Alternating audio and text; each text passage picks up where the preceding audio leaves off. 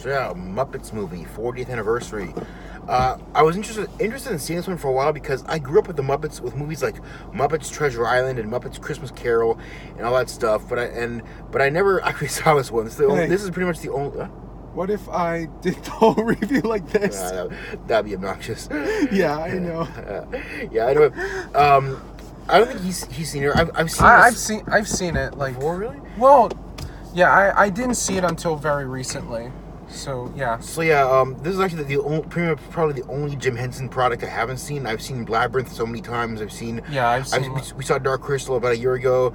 I've seen Muppet Treasure Island a countless number of times as well because I love Treasure Island. Yeah. And I also love the Christmas Carol, of course. So the plot here is it's a screwball comedy road trip movie. It's the Muppets trying to make it in Hollywood. Yeah, and which is sort of I mean, this is kind of this is like Jim Henson's sort of I mean this is just kind of like a metaphor for like a lot of Jim Henson's career, like getting much of the Muppets getting his like big creation, which is the Muppets, onto into the international like stardom. Yeah, but like yeah, it's a lot different because the Muppet Show was filmed in the UK rather than the US. I was first interested in seeing this movie ever since back in I think 2012. I saw an interview with Ellen DeGeneres and Kermit the Frog, voiced by Steve Whitmire, and he's saying, the swamp prepared me for Hollywood. All those snakes and all those snakes because of all the, or so he made a funny joke with that, that was a reference to this movie, I believe. Yeah. So yeah. And so first off, I want to say the puppetry in this movie is really good for a 40-year-old film. For the 70s, like no. 79. Yeah. I think they had no idea how to work with puppets. Well, work with puppets on film apart from just, having them in the background or something. So this is kind of like the first time they're having these people there. What's interesting is a few months ago I was at a film festival with Frank Oz, and they were reviewing a documentary of the Muppets, and for this particular, the first shot of the movie is a swamp, when you see Kermit the Frog in a swamp and it zooms down on him. It's in order to get that shot back, because this is the 40s. They did everything was practical. There's no digital stuff. Not 40s, sorry. This is 70s. In order to get that shot, they said that Jim Henson was actually underneath a tank of water. Underwater. Yeah, he was actually underwater, breathing out of a tube. And that's how dedicated he was to making this look authentic. He was actually under a tank of water, breathing out of a tube. Yeah. So that's how dedicated Jim Henson was to this character. Not to mention, like, there were probably other people operating the hands, maybe. Yeah. Especially when like Kermit was playing the banjo, and like, the first song is Rainbow Connection, and honestly, when I first heard that song when I first watched the movie, it made me cry. Who made that song again? Paul Williams. Oh yeah, he's dead now, right? No, he's not. He's not? Oh. No. How old is he? I don't know. He was the piano player in the movie. Oh right. So yeah, for a 40-year-old film, there are some things that were obviously some things like the message is to always be true to yourself. I guess it's got a small message of always being true to yourself. Like Kermit the Frog's like, I never. At the end of the film, when he thinks he's not going to be able to make it to Hollywood because their car gets broken down, and he's like, I never promised you anything. And he's like, I promised myself. So the message is always to be true. It's got a nice message of always being true to yourself, and not letting other people dictate what you want to do. But it's also a screwball comedy.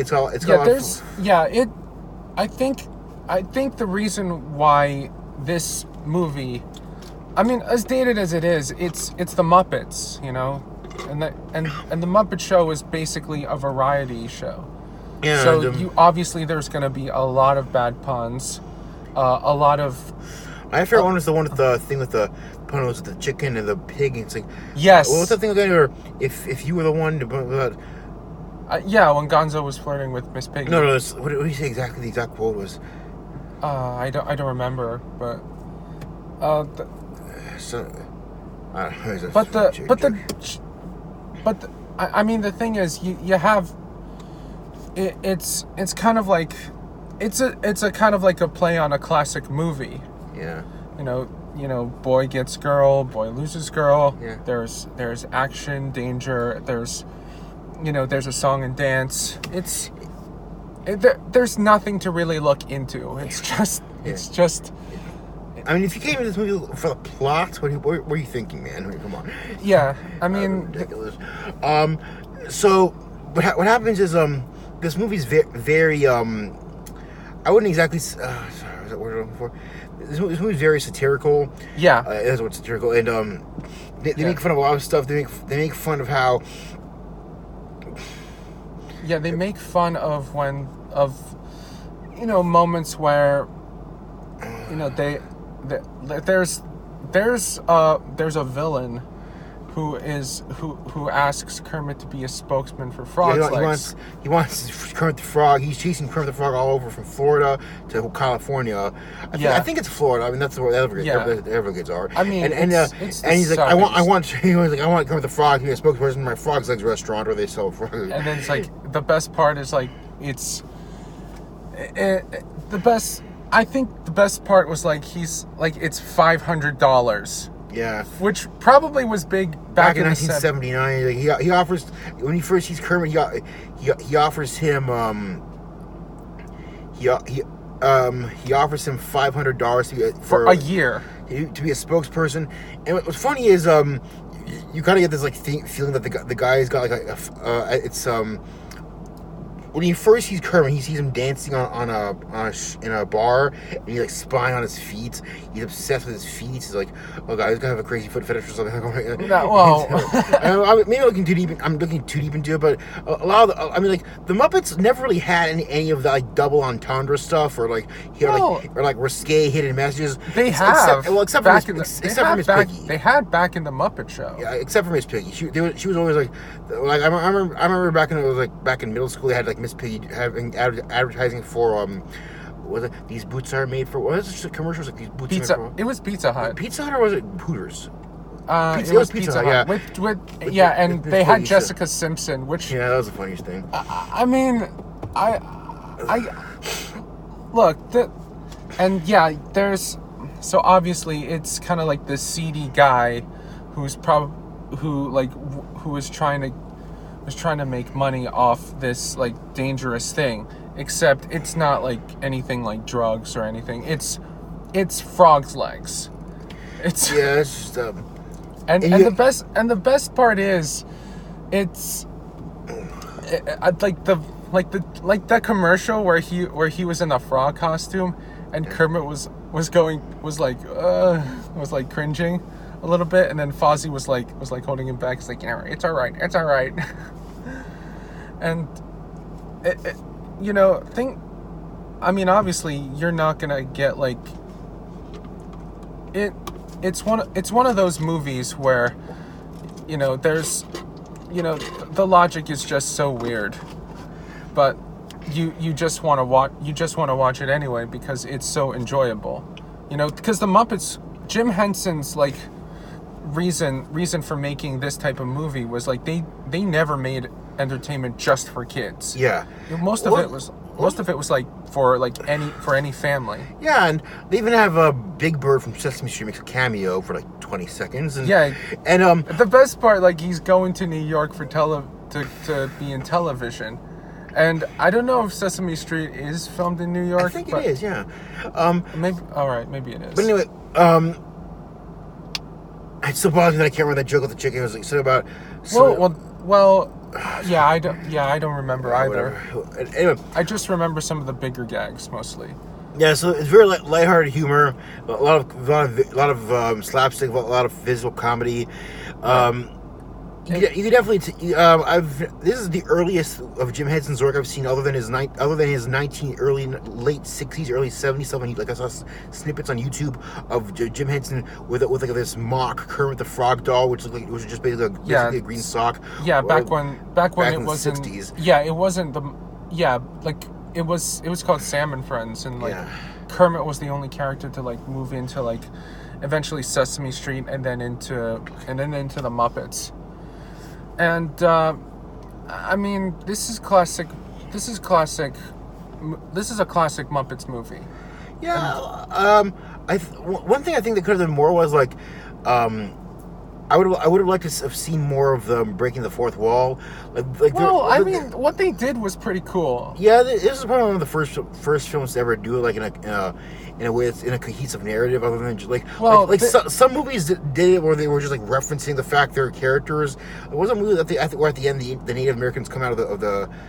Well, this was about 5 years. This is about like 5 years after like all the other movies have been done. You know, Monty Python and the Holy Grail did it. Blazing Saddles did it. Blazing Saddles, that was it. Yeah. Which, by the way, Mel Brooks plays a Nazi doctor. Well, they can't call him a doctor. He calls himself a mad German scientist, and obviously they couldn't give him a swastika because that would be offensive. This is the 70s. Because like they had kids in the audience, but I think what made it funny was that he referenced the little like helmet thing from Young Frankenstein. Like the helmet. He called it an electric yarmulke. Yeah, it's funny. And then there was the scene. There was a lot of cameos. There's cameos from Mel Brooks. Steve Martin was the waiter. The waiter. I thought that was a reference to like the jerk, or he was playing the jerk. Well, he did make an appearance on the Muppets. I think his episode was one of the most iconic ones. But I personally haven't seen it. But like it's kind of Steve Martin, how Steve Martin acts. As a character, you know, he's awkward. I can't remember. He's talking to the pig. The pig, Mrs. Piggy won the pea patch. He said, "If you were a chicken, you'd be impeccable." That was the joke. I can't. I remember that. That was funny. That was that was. So the first thing I thought when I heard that was someone should open up a chicken restaurant with a chicken's beak in the P for the word impeccable. Like you have the word impeccable and the P is spelled with the chicken's beak. Someone should tell you it's been 40 years. Why has no one done that? This movie came out 40 years ago. Why hasn't no one made a chicken restaurant called Impeccable? I think they would have been close with like the Muppets took over Disneyland, but that didn't pan out, obviously, because like Jim Henson died before that could be reached. Yeah, and then they fired Steve Whitmire because he disagreed with them, and they tried to bribe him with stuff, but he didn't want to sign an NDA. I remember it was this big deal. Back in 2017, long story short, back in 2017, Steve Whitmire, the guy who voiced Kermit for 27 years after Jim died in 1990, was fired for disagreeing with the Disney. They offered him some money and a chance to be a Disney legend if he agreed to sign an NDA and publicly say that he left on his terms. On their terms. Yeah. So that's a long story.